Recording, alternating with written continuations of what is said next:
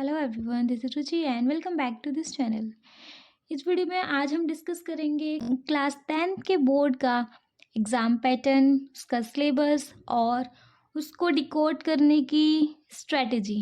ठीक है, I know boards आ रहे हैं, बहुत ज़्यादा प्रेशर होगा माइंड पे, बहुत ज़्यादा टेंशन होगा, लेकिन एक बात बता के दूँ, टेंशन लेने से कुछ नहीं होता है। सिर्फ अपना पैटर्न देखो, सिलेबस देखो क्या आ रहा है और उसके अकॉर्डिंग अपने एक स्ट्रेटजी प्लान बनाओ और उसको फॉलो करो, हो जाएगा। इतना भी टफ नहीं होता है। ठीक है जी, तो चलिए पहले हम ये देख लेते हैं कि एग्ज़ाम में क्या आने वाला है। ओके, देखिए हमारा पूरा बुक डिवाइडेड है 7 यूनिट्स में। क्लियर?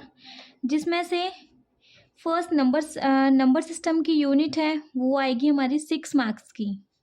ठीक है, अलजेब्रा की यूनिट है वो आएगी हमारी 20 मार्क्स की। कोऑर्डिनेट ज्योमेट्री की यूनिट है वो आएगी हमारी 6 मार्क्स की। ज्योमेट्री की यूनिट है आएगी 15 मार्क्स की। ट्रिग्नोमेट्री की यूनिट है आएगी 12 मार्क्स की। मेंसुरेशन यूनिट है आएगी 10 मार्क्स की। और स्टैटिक्स एंड प्रोबेबिलिटीज़ की यूनिट है आएगी 11 मार्क्स की। दैट मीन्स आपका पूरा पेपर आने वाला है 80 मार्क्स का। Is it okay? ये तो पता चल गया कि 7 यूनिट्स में से, तो आप थोड़ा सा आप आइडिया लगा सकते हो कि आपको सबसे पहले क्या यूनिट पढ़नी है, मतलब क्या टॉपिक सबसे पहले कवर करके चल रहे हैं, क्या टॉपिक को सबसे ज़्यादा स्ट्रॉन्ग बना के चलना है। ठीक है जी, चलिए अब मैं इन यूनिट्स में भी चैप्टर्स बता दे रही हूँ किस यूनिट में कितने चैप्टर्स हैं। ओके, देखो जी, पहली नंबर सिस्टम वाली यूनिट है, उसके अंदर केवल एक चैप्टर है। ये चैप्टर पूरा 6 मार्क्स का है। ठीक है जी, नेक्स्ट है अलजेब्रा, जिसमें कि 4 चैप्टर्स हैं। सारे चैप्टर्स मिला के 20 मार्क्स के हैं। Polynomial, pair of linear pair in equation in 2 variable, quadratic equations and AP, 4 chapter आएंगे, 20 मार्क्स के हैं। ठीक है, नेक्स्ट हमारा कोऑर्डिनेट ज्योमेट्री, सिंगल एक ही चैप्टर 6 मार्क्स का है। ठीक है, तो अगर आपने 2 चैप्टर पढ़ लिए तो समझ लो आपने 12 मार्क्स तो यहाँ ले लिए। ठीक है, नेक्स्ट है ज्योमेट्री, जिसमें कि ट्रायंगल और सर्कल इंक्लूड है, वो है आपका 15 मार्क्स का। अगर आपने 2 और दैट मीन्स 4 चैप्टर पढ़ लिए, इसमें और 2 मार्क्स करके, सॉरी, आपने 27 नंबर ले लिए केवल 4 चैप्टर्स में। समझ रहे हो? अच्छे से अच्छे तरीके से पढ़ लिए तो ऐसा बोल रही हूँ मैं। नेक्स्ट आता है ट्रिग्नोमेट्री, जिसमें कि 2 चैप्टर्स इंक्लूड हैं, इंट्रोडक्शन टू ट्रिग्नोमेट्री और some application to trigonometry. 2 chapters अकेले काफ़ी हैं 12 नंबर गेन करने के लिए। ठीक है, नेक्स्ट है मेंसुरेशन, जिसमें कि 2 चैप्टर्स हैं, एरिया रिलेटेड टू सर्कल और सरफेस एरिया एंड वॉल्यूम।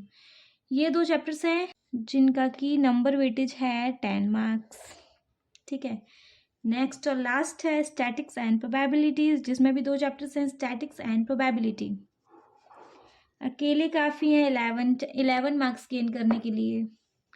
ठीक है, तो अगर आप अपना मोटा मोटा वेटेज लगा के चलो तो अब आप इससे थोड़ा पता लगा सकते हैं कि आपको किस चैप्टर से कितने मार्क्स मिल सकते हैं। दैट मीन्स अगर आपके जो जो चैप्टर स्ट्रॉन्ग हैं आप उनसे पता लगा सकते हो कि ये चैप्टर मेरा इतना स्ट्रॉन्ग है, इससे मैं एटलीस्ट इतने मार्क्स तो गेन करके चल ही सकता हूँ। ठीक है, मैं ये उन लोगों के लिए भी बात कर रही हूँ जो मतलब जिनका नहीं दिमाग लगता है पढ़ने में और वो सोचते हैं कि हाँ लास्ट मोमेंट पे इतना इतना पढ़ लिया तो एटलीस्ट पास तो हो ही जाएंगे। और टॉपर के लिए तो भाई सारा कुछ कवर करो, प्रैक्टिस करो, मार्क्स आपके हाथ में ही है। ठीक है, ये है हमारे इसका सिलेबस। चलिए किस टाइप का पेपर आएगा अब हम वो डिस्कस कर लेते हैं। क्या क्या चैप्टर्स आ रहे हैं और क्या क्या चैप्टर कितने मार्क्स के हैं वो हम ऑलरेडी डिस्कस कर लिए हैं। अब हम डिस्कस करेंगे कि पेपर किस टाइप का आएगा। ठीक है, हमारा नेक्स्ट टॉपिक है कि हमारा पेपर किस टाइप का आने वाला है। तो देखिए 3 घंटे का पेपर होएगा, 80 मार्क्स का पेपर होना है। ठीक है जी, जिसमें कि 3 घंटे में आपको 5 सेक्शंस मिलेंगे, section A, section B, section C, section D and section E. Section A पूरा एमसीक्यू बेस्ड है। MCQs 18 MCQs और 2 हैं आपके assertion and reason based question. ठीक है जी, 1-1 मार्क्स के क्वेश्चन है। 20 क्वेश्चन आएंगे आपके MCQs में, जिसमें कि आप ये नंबर तो टोटल आपके हाथ में, वो कहते हैं ना, हाँ भाई बता तो पहले वाले का क्या है, दूसरे का B, तीसरे का पूछ कर भी कर लेते हैं। तो 20 नंबर तो टोटल आपके हाथ में है। ठीक है, नेक्स्ट सेक्शन है हमारा B सेक्शन, जिसमें कि आपको वेरी शॉर्ट आंसर्स देने हैं। 2 मार्क्स के 2-2 मार्क्स के क्वेश्चन है। 10 मार्क्स का पूरा वेटेज है सेक्शन B का। 5 क्वेश्चंस आएंगे, जिसमें से कि 2 में आपको चॉइस मिलेगी। Okay, very short answers section में आपको 5 क्वेश्चन सॉल्व करने हैं, जिसमें से कि 2 चॉइस के हैं। ओवरऑल आपको 7 क्वेश्चन मिलेंगे, 7 में से आपको 5 करके देने हैं। 2-2 मार्क्स के क्वेश्चन हैं और पूरा वेटेज इसका सेक्शन B का 10 नंबर का है। ठीक है, तो आप अपना आइडिया लगा सकते हैं कि आपको किस टाइप से क्या चीज़ सॉल्व करनी है। नेक्स्ट है सेक्शन C। सेक्शन C में आपको शॉर्ट आंसर्स देने हैं। 6 क्वेश्चन आएंगे, 2 चॉइस में आएंगे। ओवरऑल 8 क्वेश्चंस आएंगे, जिसमें से कि आपको एनी 6 क्वेश्चन सॉल्व करने हैं। 3-3 मार्क्स के सारे क्वेश्चंस होंगे। टोटल सेक्शन C का वेटेज है 18 मार्क्स। ठीक, नेक्स्ट सेक्शन है हमारा सेक्शन D, जिसमें कि आपको लॉन्ग आंसर्स देने हैं। 4 क्वेश्चन आपको सॉल्व करना कंपलसरी है। टोटल 6 क्वेश्चन आएंगे, जिसमें से कि 2 में आपको चॉइस होगी। 5 मार्क्स का एक क्वेश्चन होगा और इस सेक्शन D का वेटेज होगा 20 मार्क्स।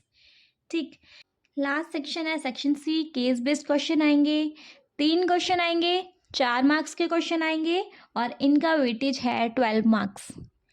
ठीक है जी, समझ में आया किस टाइप में कितने क्वेश्चंस आएंगे और कितने कितने मार्क्स के आएंगे।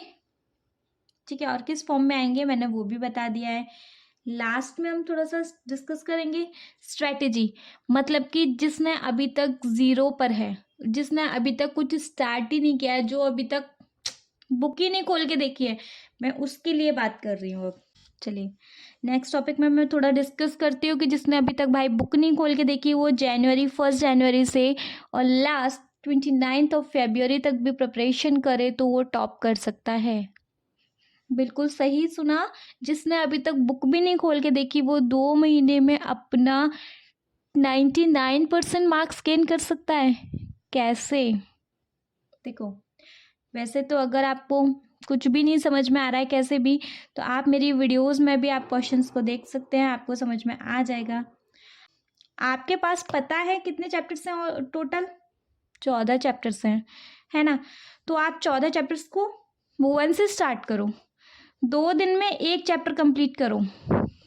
ठीक है जी, अगर आप 2 दिन में 1 चैप्टर क्लियर करते हो तो आपके 14 चैप्टर हो जाएंगे कितने दिन में?